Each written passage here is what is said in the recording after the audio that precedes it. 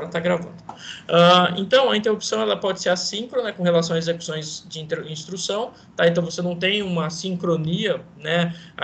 Essa interrupção ela pode ocorrer fora de um time, tá? Então, não é a cada, tipo, 3 clocks, você não tem uma medida exata para que essa interrupção ela ocorra, tá? Então, você pode ter interrupções contínuas, tá? Sequenciais, tá? Como também intercaladas, né? Não respeitando bem um tempo de execução, tá?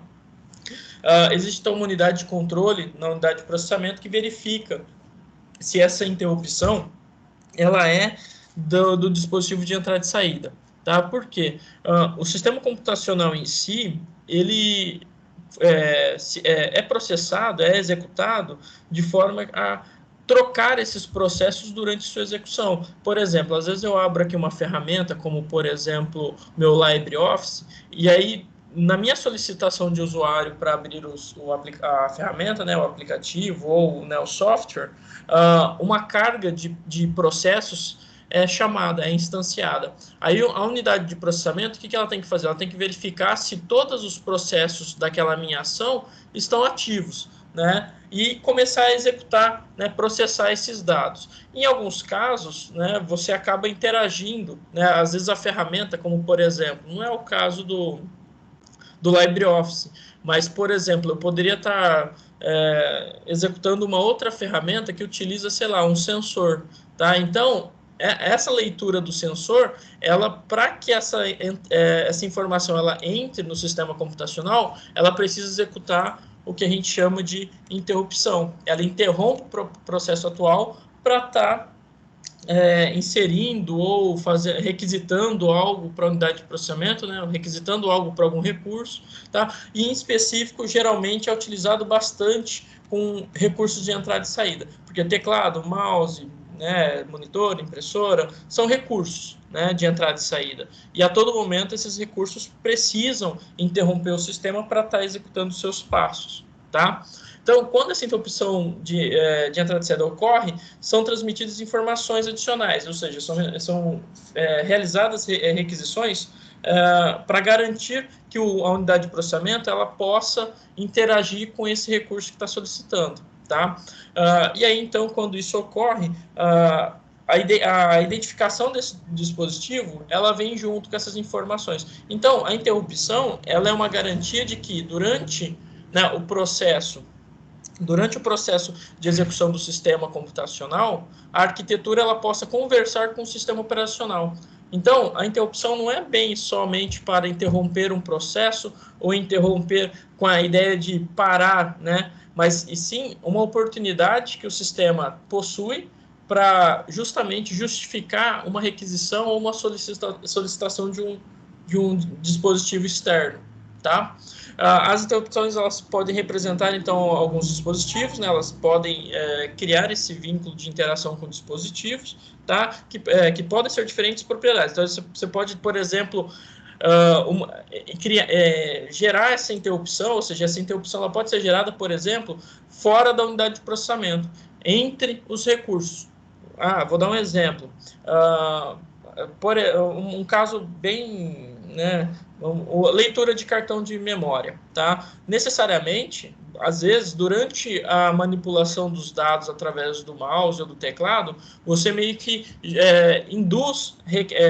faz uma requisição dentro do sistema operacional para manipular as informações de um certo local externo. Então, necessariamente, a unidade de processamento, não que ela faça por si, tá? Mas a sua ação de execução ela é gerada através da interrupção, porém a ação, né, recorrente não é na unidade de processamento, e sim num dispositivo externo, tá?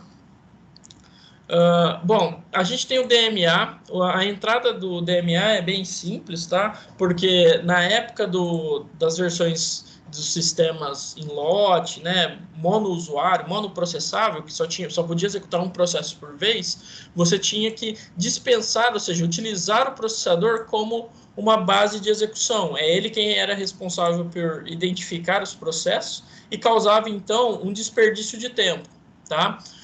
O DMA ele veio justamente para garantir que durante as requisições, durante as interrupções, o processador ele não precisa ficar mais buscando dados, né, por si só, ou seja, ele não precisa mais perder o tempo dele para pré-carregar as informações dentro dos registradores. Tá? E com isso, então, a gente tem algumas características, né? Ó, como eu citei aqui, nos casos de pooling e interrupção, né? Tanto o método, né, pooling como o método de interrupção do sistema, o trabalho de mover os dados fica a cargo do processador, né? Então, ainda assim, você vai falar, ah, tá, mas espera lá, no pooling eu tinha 100% da unidade de processamento buscando esses dados em memória, lendo entrada e saída. Então, a carga era praticamente quase 100% da unidade de processamento. Com a entrada da interrupção, eu tenho a entrada do controlador. Então, eu tenho um controlador específico que gerencia as interrupções. Isso facilitou porque tirou da unidade de processamento aquela carga, né, aquela responsabilidade de ter que ficar toda hora, né, buscando informações, né, em dispositivos, em recursos, tá? Já com o DMA, essa liberdade da unidade de processamento aumentou, porque agora é o DMA quem faz a manipulação, a gestão, né, vamos dizer assim, a organização das memórias e de quem acessa elas, tá? Então isso acabou criando aí um pouco mais de folga, então você libera um rate, né, de processamento, tá? E isso vai garantir que o seu dispositivo ele tenha mais autonomia, tá? Maior sustentabilidade em relação à execução desses processos, tá? Então, ó, para os dispositivos de larga banda, ou seja, bandwidth, né, ou seja, quando você tem uma alta carga de dados, né, a ser transitada, como é o caso dos discos rígidos, né, porque às vezes você tem arquivos, né, que são enormes, né, você tem arquivos que ultrapassam até a taxa de transferência do dispositivo, tá? Nesse caso, então, para esses tipos de dispositivos, a transferência ela consiste de blocos de dados. Então, o que acontece? O DMA, quando ele chamado, é solicitado através de uma solicitação do usuário. Vou voltar de novo para o exemplo. Vamos supor que eu estou executando um arquivo de vídeo, tá? E é um filme, ele tem, sei lá, 8 gigas o arquivo. É um MKV lá, 8K, ultra resolução, então assim, ele é enorme. A hora que eu solicito a execução dessa informação, o que acontece? Eu não tenho, às vezes, 8 GB de espaço de armazenamento em memória, né? O que meu DMA faz? Fala assim, ó, vamos ver quanto de taxa eu ainda tenho, quanto que eu tenho de capacidade livre e quanto de rate eu posso liberar. E aí, então, eu consigo balancear esses processos e fazer com que o seu sistema não dê um crash, né? Ou seja, ele não quebre o processo, tá? Ele não dê uma morte aí por uma falha, né? Tipo, de estouro de memória, né? O exemplo. Então, o DMA, a entrada dele facilitou justamente para isso, para que essa gestão da memória, ela seja mais concisa, né? Mais hábil. Você consegue criar facilidades para que os processos eles consigam ser rateados, né, ou divididos em porções menores e o seu sistema consiga digerir todos os processos, tá? Bom, e aí, então, é o caso desse tópico que eu passei. Aí tem outra referência. Então, ó, para esses casos, foi inventado um mecanismo chamado DMA. Para isso que o DMA foi não vou dizer desenvolvido, foi dispensado dentro do sistema, tá? Para justamente intervir, né, nessa usabilidade, né, nesse uso do processador, tá? Você vai garantir então que a unidade de processamento não vai desperdiçar mais tempo de execução para ficar gerindo as memórias, né, e quebrando, né, esses blocos, tá? Então, o DMA com relação à interrupção é também utilizado. Então, está dentro isso aqui, na realidade, o DMA ele é um controlador, tá? Então, ele também utiliza a interrupção, tá? Para gerar, né, as suas manipulações, mas somente no termo da transferência de dados. O DMA, então, ele consegue não distinguir, mas ele consegue balancear a sua própria gerência a fim de não influenciar num desgaste da unidade de processamento, num desgaste do sistema, né, de você ter perca de desempenho, tá? O controle, então, ele pode ser acessado como mestre do barramento, isso é algo que influencia muito, tá, pelo uso do DMA, porque é um controlador praticamente autônomo, tá? Então ele tem sua hierarquia, tá? Ele, é claro, respeita a hierarquia processador, né, e assim por diante, porém ele é um controlador que, em alguns casos, se torna mestre do barramento. Tá? Mestre seria a ideia de que é o master, né? O master bus, é o cara que é o busmaster, né? O responsável pelo uso do barramento naquele momento. E aí ele consegue direcionar para si mesmo e a memória. Então ele consegue falar assim, é como se eu falasse assim, ó, nossa, em certos pontos, em certas execuções, eu tenho muito tráfego. Nossa, para quando eu tenho muito tráfego, eu preciso de ter a via só minha. Então, o que o sistema faz? Fala assim, ó, a hora que você tiver uma carga muito excessiva, que você vê que os pacotes são muito grandes e você precisa encaminhar, para ganhar tempo, o que você faz? Você meio que adere o barramento para você. Você começa a gerenciar os barramentos, né, o barramento principal do sistema, para poder encaixar seus processos, né, até, por exemplo, a unidade de processamento. Tá? É bem isso que o DMA ele faz, ele é um gestor. Tá? Só que, diferente de outros controladores, ele é um controlador com um nível de hierarquia superior. Tá? Ele está abaixo dos processadores, né, da unidade de processamento, dos registradores, da cache, só que ele está acima dos demais controladores. Tá? Ele é meio que fica ali entre a unidade de processamento e os demais controladores do seu sistema computacional. Tá? Pessoal, se tiver alguma dúvida, conforme eu estou falando, né, caso vocês tiverem alguma dúvida com relação ao assunto, vocês podem, né, chamar, interromper, não tem problema. Tá? Essa videoaula está sendo gravada, como eu havia falado anteriormente. Tá? Bom, então a gente tem lá o barramento. Aqui é um exemplo do barramento do Pentium 4, tá?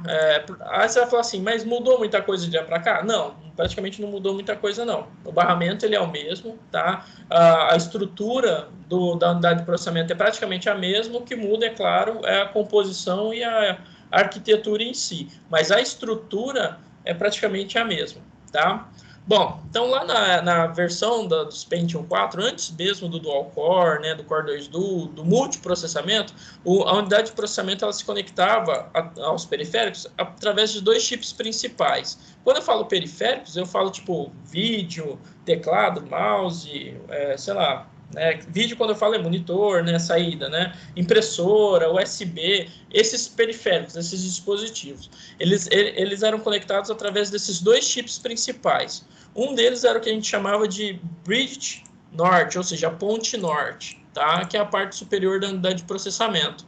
Então, esse chip, ele tinha como característica, né, um hub controlador de memória, e esse hub controlador de memória é quem estava atribuído à unidade de processamento. Então, por exemplo, espera lá, esse barramento que você cita está dentro da unidade de processamento? Sim, ele está dentro da unidade de processamento. Tá? A Bridge Norte é a parte superior da hierarquia, né, desse barramento, em que ele está diretamente conectado à unidade de processamento. Tá? Aí nós temos também a ponte sul, né, a Bridge Sul, tá? Que no caso ele controlaria, né, os demais controladores, tá? Aí você tem controladores específicos, como, por exemplo, controlador de Ethernet, controlador PCI, PC e assim por diante, né? Esses controladores vinculados a periféricos distintos, tá? E aí a gente fala então que a Bridge Norte basicamente é um controlador do DMA, já que a memória, né, e quem controla a memória é o DMA, então o controlador ele faz parte dessa bridge aqui, tá? E conectado ao processador, né, e a memória e esse barramento gráfico AGP. Uma outra coisa legal é que a Bridge Norte, ela trabalha com as três bases principais, tá? A parte gráfica, a parte de unidade de processamento e a parte da memória. Tá? E aí você vai falar assim, nossa, por isso que, por exemplo, hoje placas de vídeo têm GPU própria, porque tem processamento gráfico acoplado. Antigamente, isso nas versões AGP ou até antes, né, de slot gráfico, de uso desse barramento, você não tinha esse conceito. A sequência, né, do processamento gráfico não era realizado na placa. A placa de vídeo de antigamente era apenas uma extensão de uma memória, tá, dedicada, tá? Mas ela não tinha bem um processamento gráfico. As versões atuais, até acho que de 10 anos para cá, dessas placas de vídeo, já vem com a inserção de um controlador e um processamento gráfico, tá? Isso agilizou muito, né, nesse gargalo que antigamente a gente tinha, até porque também você não tem...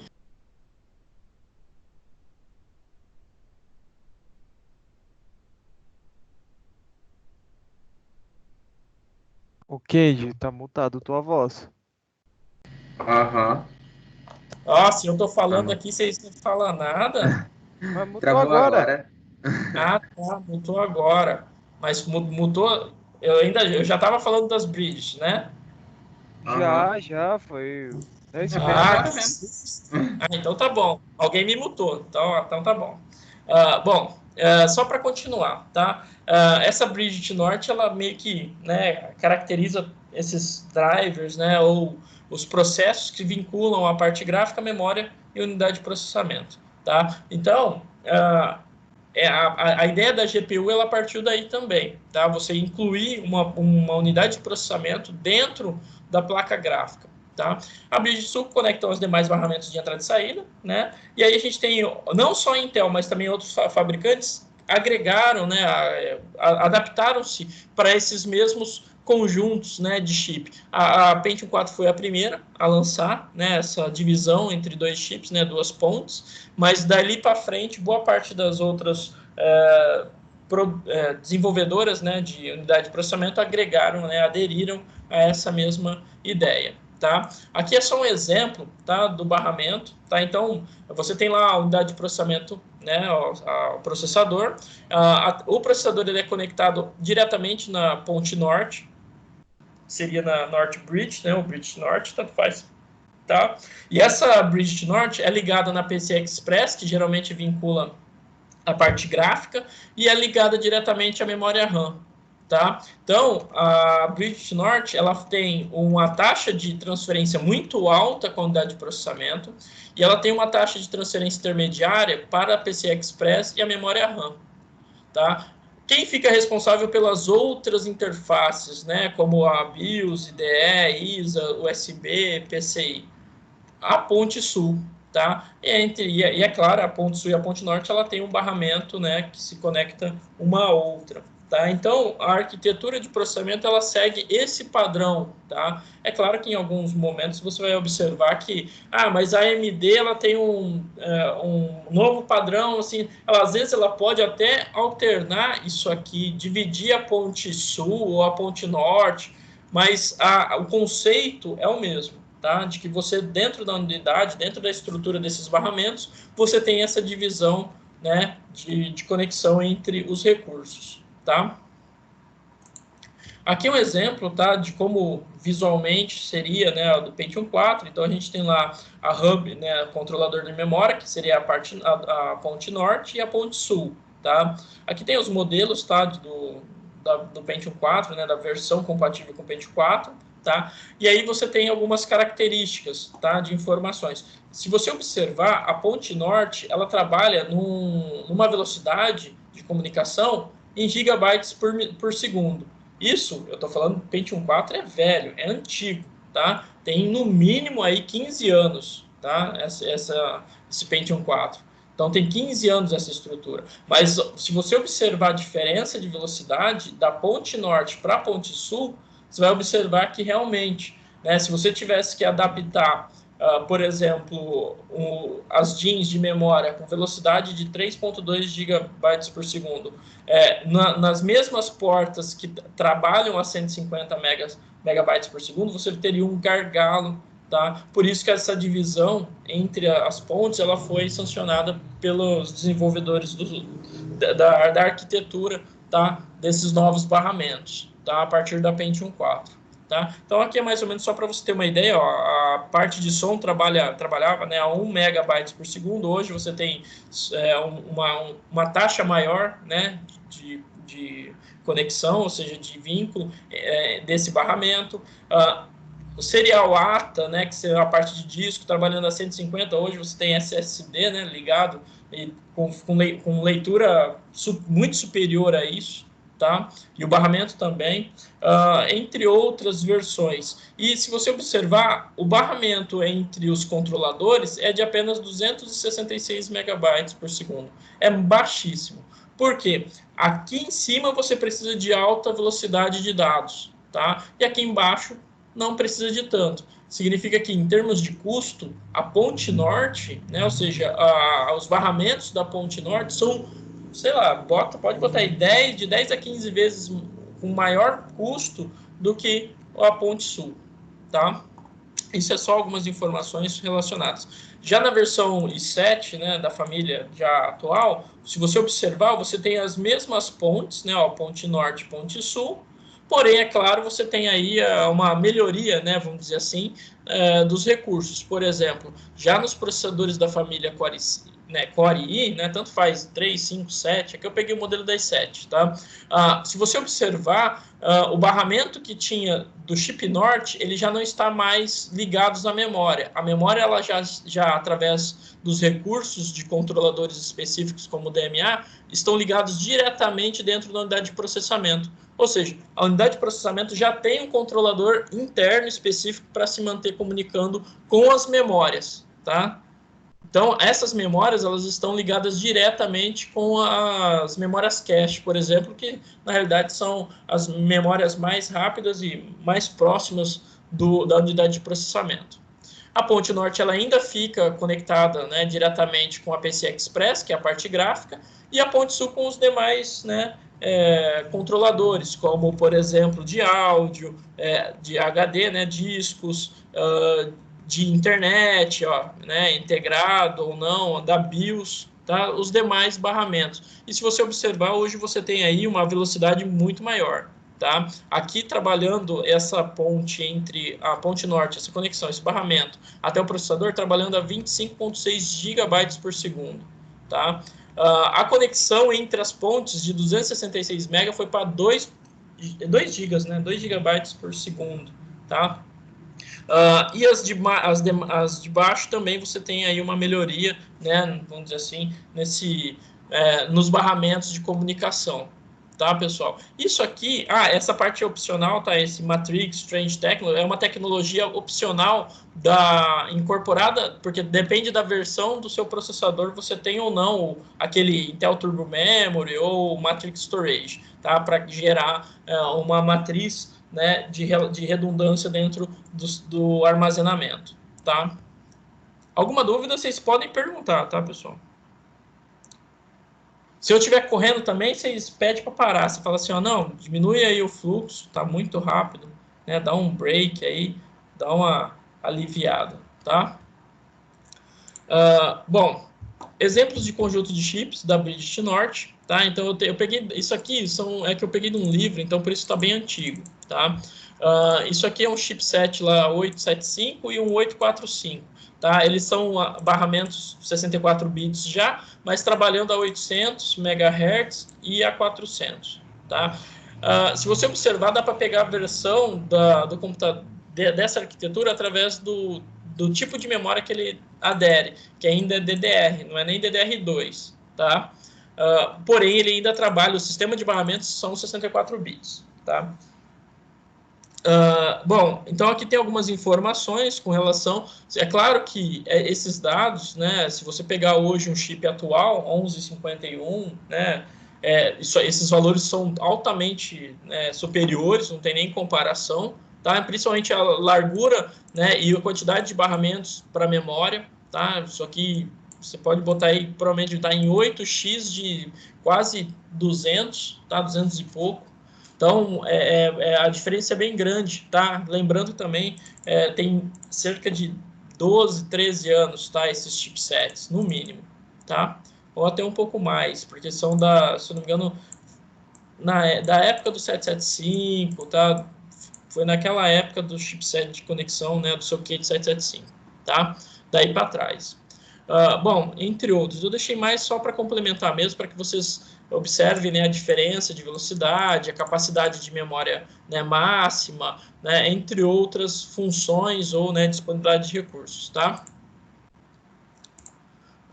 Aqui já a Brigitte Sul, tá? Então os mesmos dois chips de comparação e mostrando aí, né, o tamanho do chip e a quantidade de pinos, os controladores e as portas, né, a quantidade, né, ó. Então nós temos aí, por exemplo, já nessa versão, 8 portas, né, 2.0 e 4 controladores. Significa que eu tenho 2 portas para cada controlador, tá? E assim por diante. Então dá para fazer essa sintonia. Tá? Aqui, ó, a maioria dos chips já vem com 2 portas para serial ATA, né, que seria a primeira versão SATA de entrada para disco rígido, tá? E assim por diante.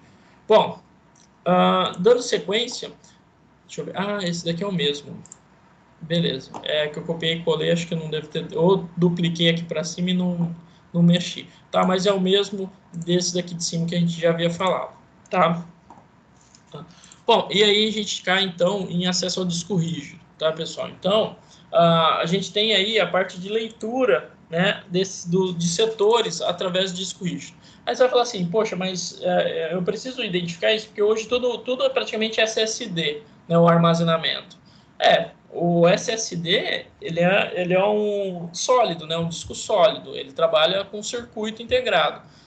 O disco rígido, né, o disco magnético, ele trabalha com discos, né, e faixas, setores, e é interessante vocês terem esse conhecimento, tá? Porque por mais que você ainda fale assim, mas o futuro agora é SSD, tudo bem, mas grandes empresas ainda possuem discos em seus mainframes magnéticos, né, hot plug, né, hot stack, que você pode tirar do servidor ainda sendo magnético. Então é interessante ter esse conhecimento, saber como funciona, até mesmo para você identificar devidas falhas durante aí uma manutenção, né, preventiva dentro do sistema, tá? Então, só para que a gente entenda, né, a unidade de disco de controle, né, ou seja, a unidade de disco, ela possui um controlador, tá, do disco, tá, e a unidade de processamento, ela interage com o disco através dos barramentos, tá? Então, quando o disco, o processador, ele precisa realizar uma leitura num espaço do armazenamento aqui, ó, né, do disco rígido, o que ele faz? Ele solicita para a Brigitte, né, no caso aqui na Norte, a Norte encaminha para o barramento que vai para a Brigitte Sul, né, faz essa comunicação, e do Sul vem para o controlador do disco rígido, tá? E aí os dados que vêm daqui voltam, né, pelo mesmo caminho até a unidade de processamento, tá? Então a CPU inicia a leitura do disco escrevendo um comando, ele instancia uma instrução, o número de blocos lógicos e endereços na memória num porto associado. Então ele identifica e fala assim, ó, eu preciso fazer a execução de tal programa e preciso da informação X, Y e Z. E aí ele solicita isso para o controlador de disco. O que o disco faz? Ele retoma esses dados até a memória e depois o processador busca na memória. Tá, ó, se você pegar aqui, ó, o que ele faz? O disco dispara esses dados que foram solicitados lá para o DMA, né, para a memória principal, e da memória principal ele dispara para a unidade de processamento. Tá, ó, assim aqui, tá? Para a ULA. Então, ó, quando a transferência do DMA termina, o controlador disso notifica a unidade de processamento usando a interrupção que lhe compete, tá?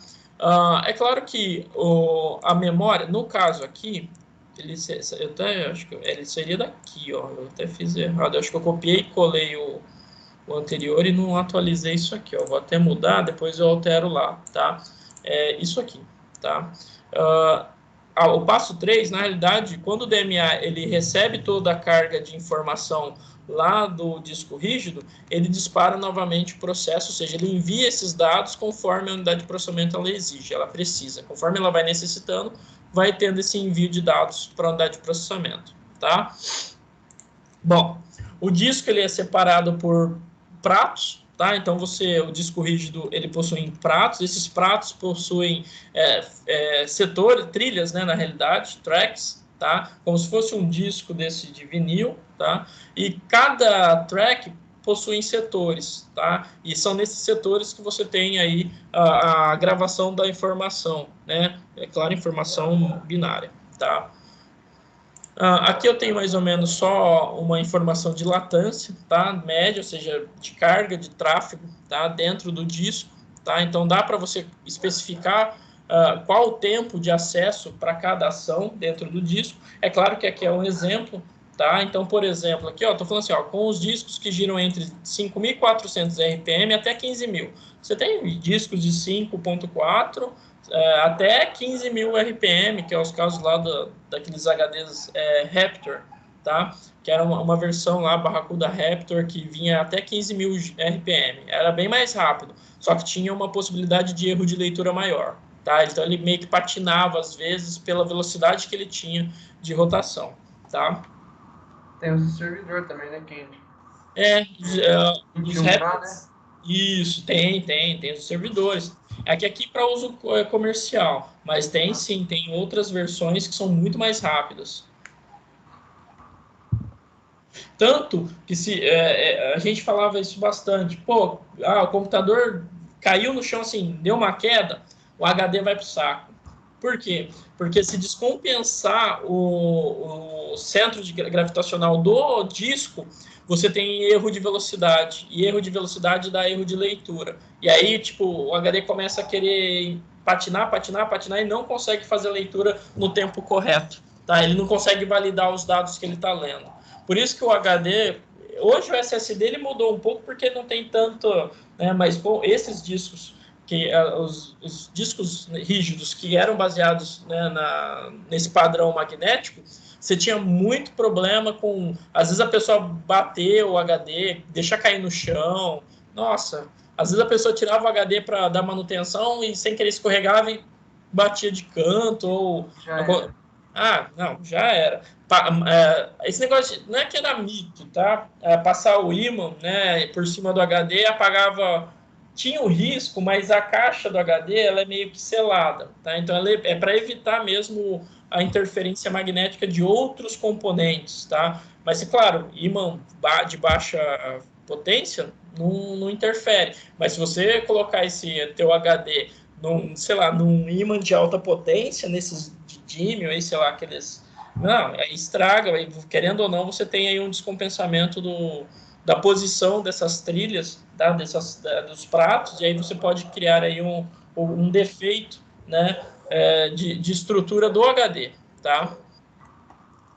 Bom, o tempo de transferência é uma função, né, do tamanho, depende da função e o tamanho do setor, tá? E da velocidade de rotação, pode estar entre de 30 a 80 megabits por segundo, tá? Isso depende muito do HD, porque se o HD é daquele padrão IDE, a velocidade é baixa, você sabe, é antigo, é pinagem. A hora que mudou para SATA, você teve um aumento, né, nesse grau de leitura e escrita. Então, você tem aí um menor tempo para acessar as informações, porque você consegue, né, arcar com uma grande quantidade de dados no mesmo período. A maioria dos controladores tem uma cache interna, tá? Por isso que às vezes você fala assim, poxa, eu comprei um HD de 500 GB com um buffer de 16 MB. Esse buffer é justamente esse controlador, é o cache interno do controlador. Tá? E quanto maior esse cache, melhor para o HD, né? Para o controlador, porque ele vai conseguir manipular mais quantidade de dados por vez. Tá? Bom, a gente está dando sequência. Aqui é um exemplo, tá? No tempo de leitura. Isso aqui é um exemplo de cálculo simples, bem rápido. Então, ó, qual seria o tempo médio para ler e escrever em um setor de 500 bytes, tá? Em um disco rígido girando a 10.000 RPM? Bom, o tempo de seek, né, que é de busca, né, de pesquisa, vamos dizer assim, né, médio, é de 6 milissegundos. Então, você já tem um tempo médio, né, de seek, né, de busca desses dados dentro do HD. E a taxa de transferência é de 50 megabytes por segundo.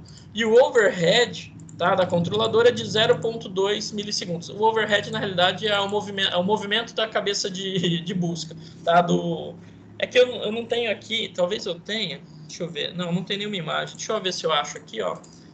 Disco rígido. Tá?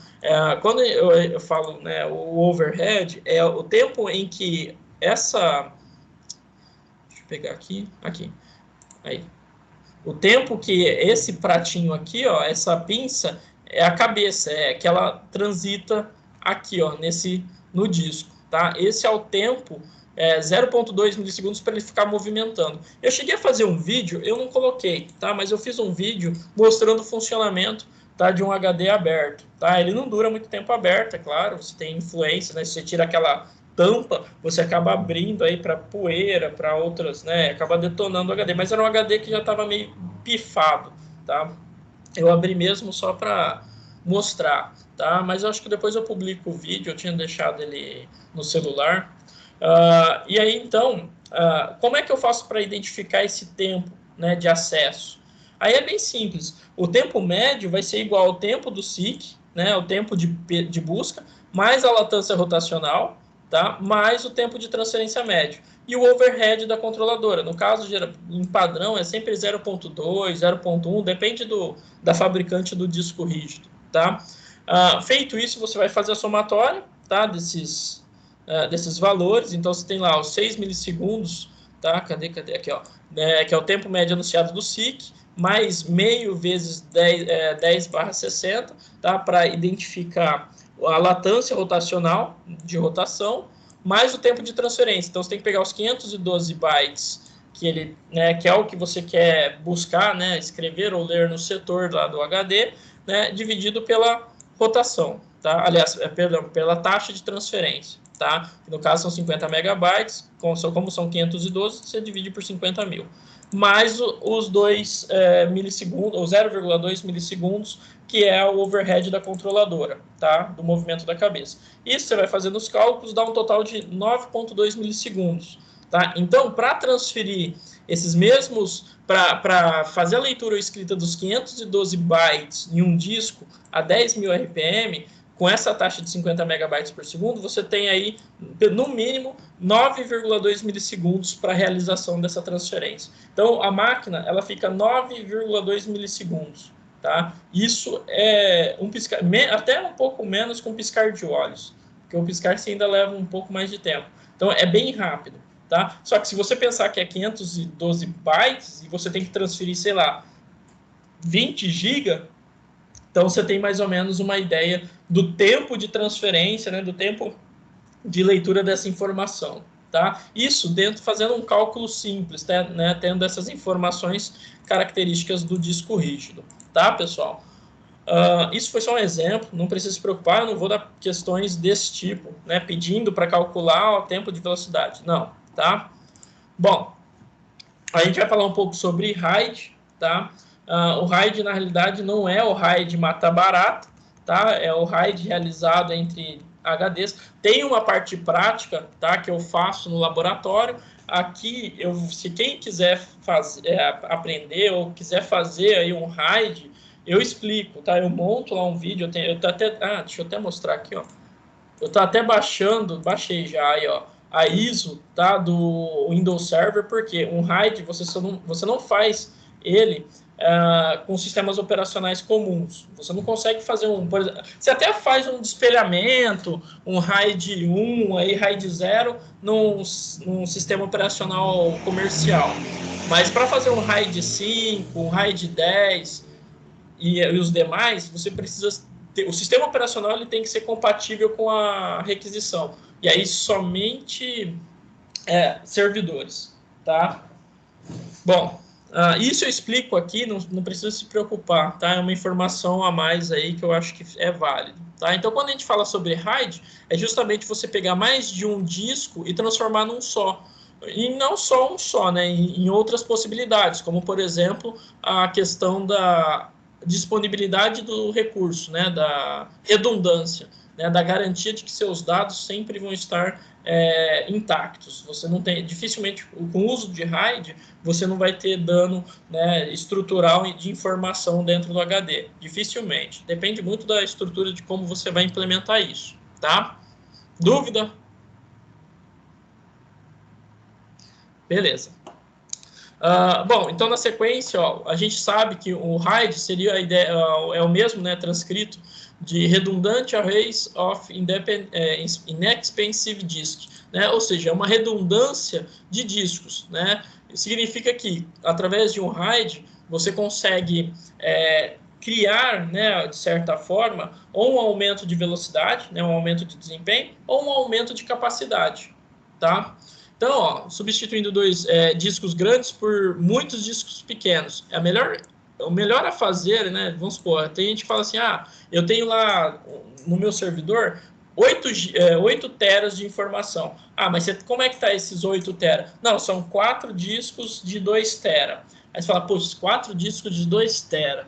Isso dá para fazer RAID? Dá, normal. Só que tem RAID que vai acabar comendo um pouco dessa capacidade para poder gerar redundância, paridade, tá? Que a gente vai ver lá na frente. Então, assim, para servidores, não é interessante você ter, por exemplo, 8 discos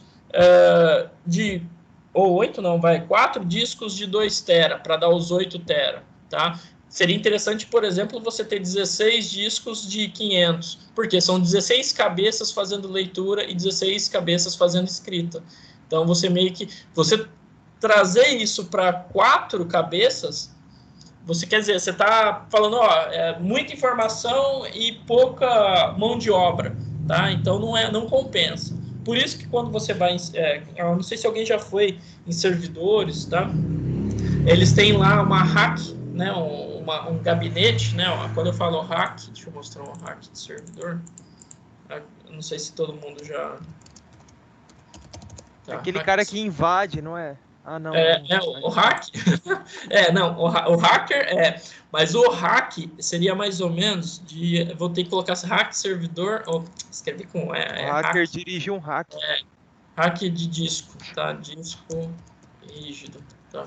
Que na realidade são as baias de disco, ó, essas daqui, tá? Isso aqui, ó, é uma baia, tá? De um rack, tá? De uma estante de HDs. Cada um desses é um HD. Então, se você observar, tem... eu nem vou contar direito, mas vamos supor que tenha 24 aqui, né? 24 HDs nessa baia. Se cada um tiver, sei lá... 500 gigas, né? São 24, daria 12 teras numa baia só. Aí você vai falar assim, mas por que é preferível ter mais quantidade e menor tamanho? Porque se der problema em um disco, a quantidade de informação que você perde é muito pequena. E sem contar também que se você tiver uma grande quantidade de capacidade de armazenamento e uma diminuição da quantidade de dispositivos, quer dizer que você tem menos recurso para estar fazendo leitura e escrita, tá?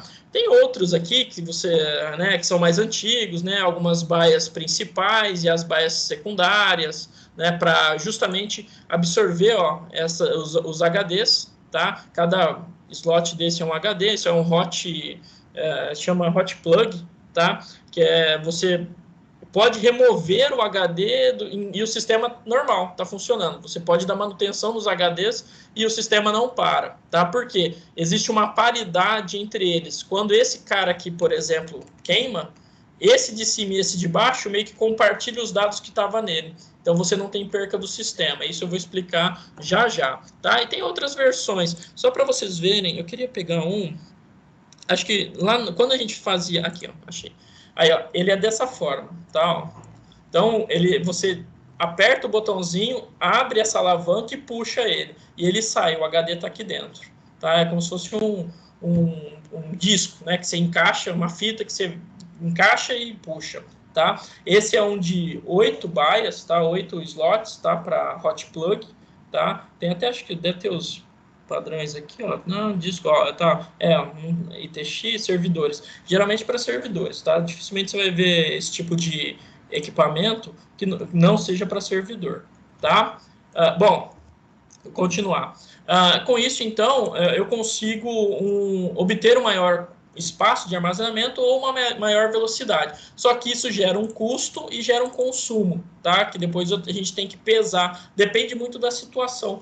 Que nem, por exemplo, se eu chegar numa empresa e tiver que montar um RAID, Primeira coisa de tudo, eu vou verificar o que a empresa consome. Quantos gigas ou quantos teras de dados vocês têm armazenado?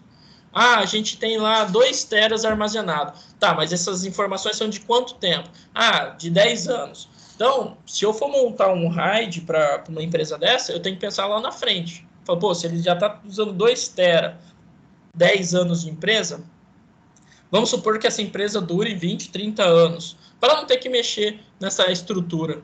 Então, eu aumentaria aí, pelo menos escalonava ela para, sei lá, de 12 a 14 teras, tá?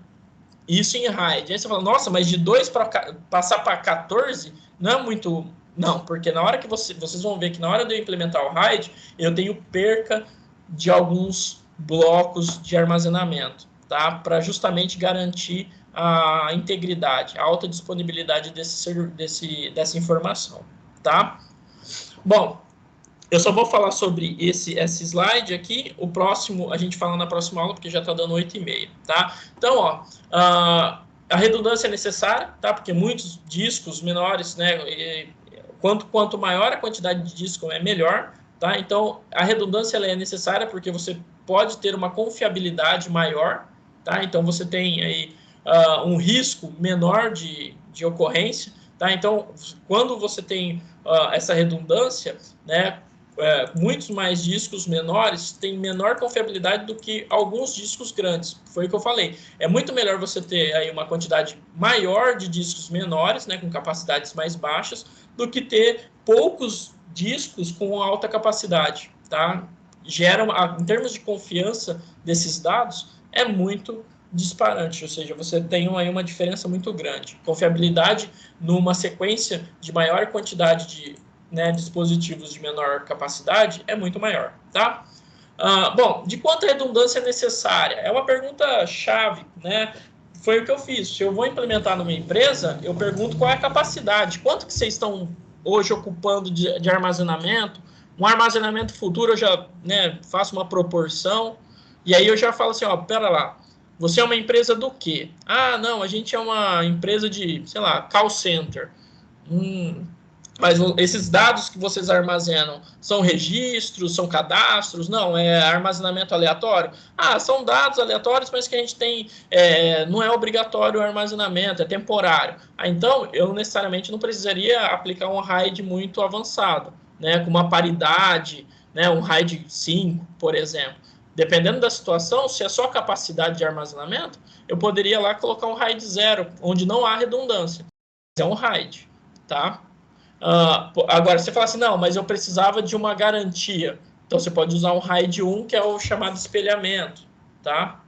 Aí, o RAID 1 e o RAID 0 dá para fazer na máquina local. Dá para fazer no Windows mesmo lá, Windows 10, Windows 7, sei lá, tá? As versões 5, 6 e 10, e tem outras, tem o RAID 50 também, você só agrega para servidores, tá? Não tem como ser realizado em máquina local. Tá? Até porque pela quantidade de disco, né? Você tem que ter uma quantidade grande de disco, tá? Bom, então, de quanta redundância você precisa? Qual que é a importância desses dados, né? Porque quando a gente fala de redundância, é você ser redundante, ou seja, os dados eles se permanecerem independente da alteração, né? Se de uma falha ou, né, de uma ocorrência eventual aí de catástrofe, qual que é a redundância que você quer? Qual que é a manutenção desses dados que você deseja? Alta, baixa? Se é baixa, pode ser um RAID 0, um RAID 1. Se é alta, eu optaria por um RAID 5, tá? Então, aqui tem a evolução, né, dos discos, né? Então, você tem lá do RAID 0, 1. O 2 não é usado, tá? Porque é uma junção do RAID 1 com mais um RAID 1. É difícil você ver isso, porque o RAID 1 mais RAID 1 é preferível usar um RAID 5, tá? Em termos de opção. O RAID 3 seria uma paridade intercalada por 1 bit só.